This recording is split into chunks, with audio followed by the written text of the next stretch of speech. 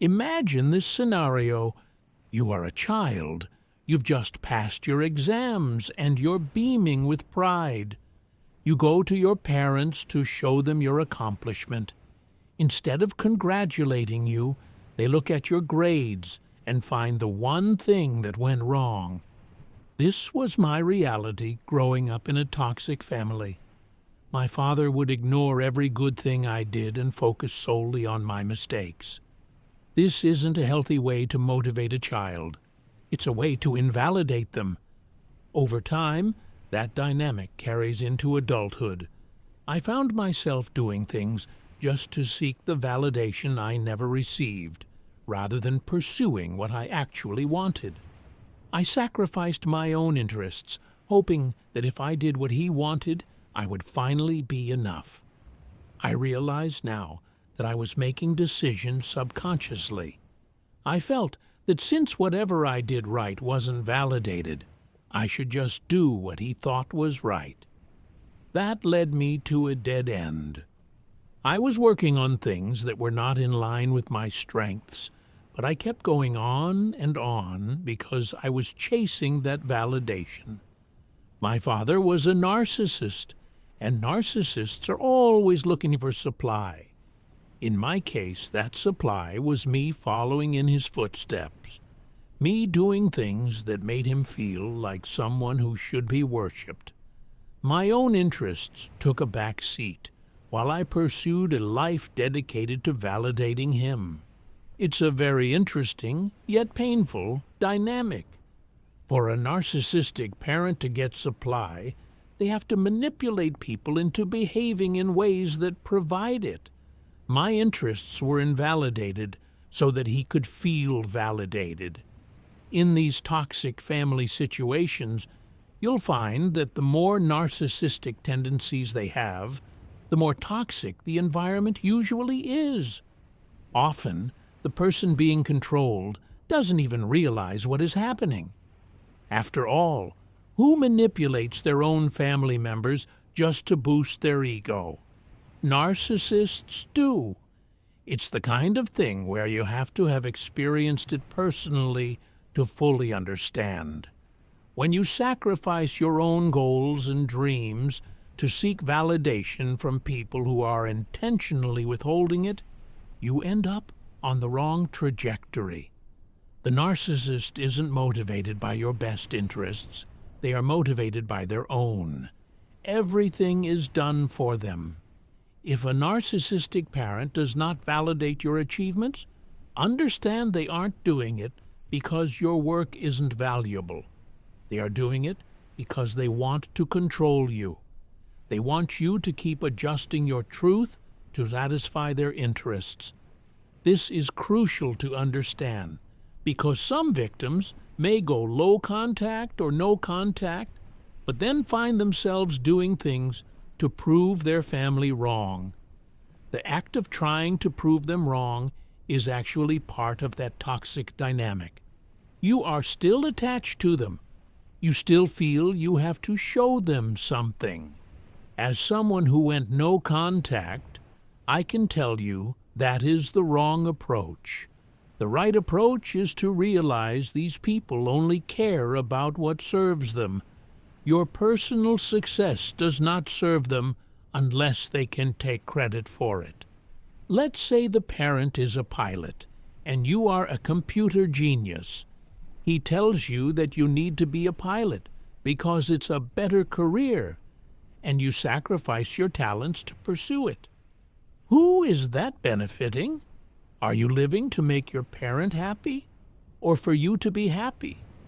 If someone doesn't value what you want to do with your life, then that person does not deserve to know of your success. Stop trying to prove them wrong, because you'll eventually modify your dream into something they can validate. You'll feel you have to show them the big car, the promotion, or the big house, just so they have to admit they were wrong. But if you do that, you are still making decisions based on them. You are still playing their game. The only way to win this game is to stop playing. Ask yourself this: If nobody in your family ever saw your success, what would you choose to do? That is your true path. Your job isn't to prove your dreams are valid to people who do not care about you. Your job is to discover yourself with your God-given talents. When you move from a negative motivation, proving them wrong, to a positive one, proving your ideas right, the pressure to perform for others disappears. You begin to focus on the process instead of the outcome, which usually leads to quality results. When you quit playing the game of validation, you win. This is one of the few games in life where you win by quitting. I know how draining it is to be in a dysfunctional family. I was there for many years. You have to protect your interests. For me, looking back, I wish I had improved myself quicker by detaching emotionally. When they talk, just imagine they are saying nonsense. It's irrelevant to you. I know they can manipulate things to harm you if you don't engage, which is why I suggest gray rocking. Speak very few words. Yes, no, I don't know, maybe. Be detached. Don't argue. Don't try to convince them of anything. If they make claims about you, just say no and don't explain. Don't get dirty fighting with the pig. Stop reacting emotionally. Be concrete. Once you remove that emotional baggage, you'll be less affected. Just pretend you don't even know the game they're playing, and then don't engage in it. The second thing is to build a network. Find community and friends outside the toxic family.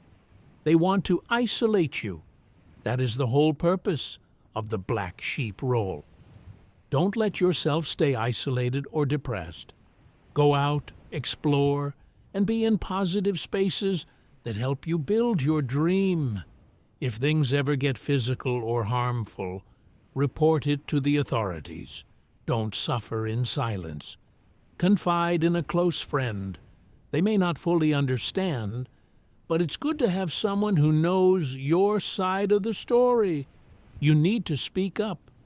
Find someone who understands, even if you have to spoon-feed them information slowly to see how they react. It is an isolating experience because the abuse happens secretly, often followed by smear campaigns and flying monkeys. You are fighting a group of people willing to discredit you. Share your story in doses. Regular people might not have the expertise to understand toxic family dynamics. People go to school specifically to study these things, so take it slow. But get your story out there so people know the truth. This is just my opinion based on my experience. Some people might not fully believe you, but they may help you anyway, perhaps by pointing you toward a job or a way to sustain yourself. That's how you work through these problems. I wanted to share this wisdom on validation. For complex issues, always seek professional help. But I can tell you what I know from my life. Even if your family is invalidating your experience and running smear campaigns, you only need one person to believe even half your story for that whole campaign to collapse. Don't give up. Don't isolate. They want you to be the identified patient, so nobody focuses on their own personal problems. Don't allow that. You know your story. You don't need them to validate it. Did you experience this growing up? Are you still acting in ways to prove them wrong, or are you operating independently? Let me know down in the comment section.